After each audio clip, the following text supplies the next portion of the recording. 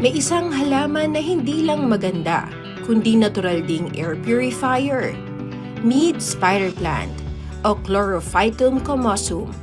Tinawag itong spider plant dahil sa mga maliliit na baby plants o pups na lumalabas mula sa dulo ng kanyang mga tangkay.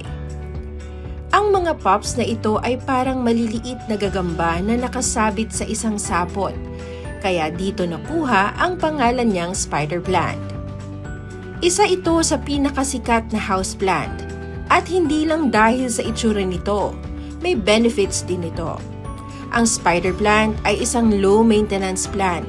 Kahit kalimutan mong diligan, mabubuhay pa rin ito. Ang kailangan lang nito ay indirect sunlight at kaunting tubig 1 beses o 2 beses sa isang linggo.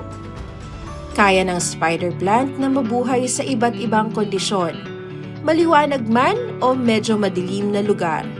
Hindi rin ito madaling dapuan ng peste.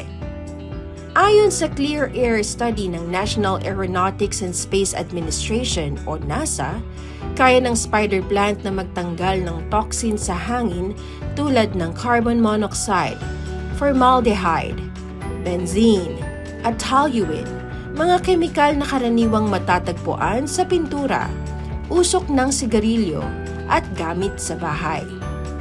Alam mo bang ang spider plant ay gumagawa ng oxygen at nag-a-absorb ng carbon dioxide sa gabi? Kaya perfect itong ilagay sa kwarto para makatulong sa mas mahimbing na tulog. Isa pang cool na feature nito, madali itong dumami.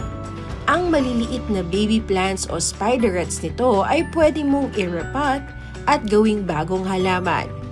Para kang may libreng halaman ng paulit-ulit. Kaya kung gusto mong gumanda ang bahay mo, maging mas presko ang hangin at magkaroon ng halaman na halos walang effort alagaan, spider plant na ang sagot. Now you know!